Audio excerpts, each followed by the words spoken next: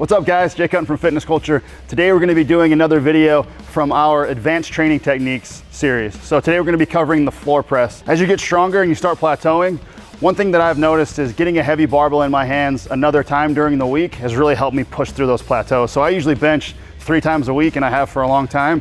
I usually go heavy on my first day of the week, which would normally be Monday. Then I do a dynamic effort day on Wednesday and keep it light and just move fast. And then I do a little bit of a high volume day on my last day of the week, but I usually start the day with some type of heavy barbell in my hand and usually do a partial rep. And that's one of the reasons that I love the floor press, because you can get a heavy barbell in your hands. It's not really gonna overstretch your pecs and your shoulders as much, so it's not as hard as on your shoulders and your pecs, and it allows you to go really heavy without really tearing up a bunch of muscle tissue and causing a lot of soreness. All right guys, so we're gonna be going over the technique of the floor press. One thing in the programming, the way that I usually program it, we'll usually have somebody start, let's say it's 70% of their 1 rep max, and it's kind of a warm-up point, and then do 5 to 10 sets of the floor press, usually 2 to 3 reps, and I have them build up to as heavy as possible without hitting failure. So that's kind of how we program it in here for that 3rd day of the week.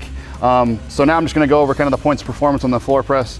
You're gonna be setting up just basically like you would on any bench, but your legs are gonna be taken out of the movement. Obviously you can still press through with your legs and your butt's gonna pop up, but it's not gonna be the leg drive that you get out of the bench press. You're not gonna be able to drive into the floor because your butt will pop up on the floor press, right? So usually I set up with my knees bent, and then your upper body mechanics are gonna be exactly the same as they would be on a regular bench press. So you're gonna set up, squeeze your shoulder blades into a good position, nice and tight.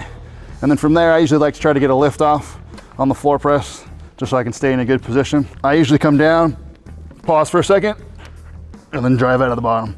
The floor press is really great, number one, because you can do that partial rep and press from a static position. So for guys that are doing powerlifting competitions, even though it's not on your chest, it still gives you that kind of the stimulus of pausing and pressing from that static position.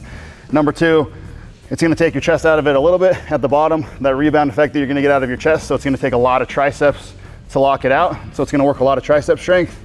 And then number 3, like I said, it's not gonna tear up as much muscle tissue at the bottom because it's a partial rep. And so usually on that 3rd day of the week, I'm a little bit sore going into it, but I'm still able to do some heavy weight and push through it for the day. All right guys, I hope you enjoyed that quick overview of how to use the floor press. I hope you can use it in your training. We actually have a link in the description that you can click to download a full day of how we would integrate it into a training day. And if you haven't checked out our board press video, board press is kind of a similar thing. So we did a video about board press. You can click that right here to view that. And then as always, if you like the content, please leave me a comment and then click down here to subscribe. Thank you.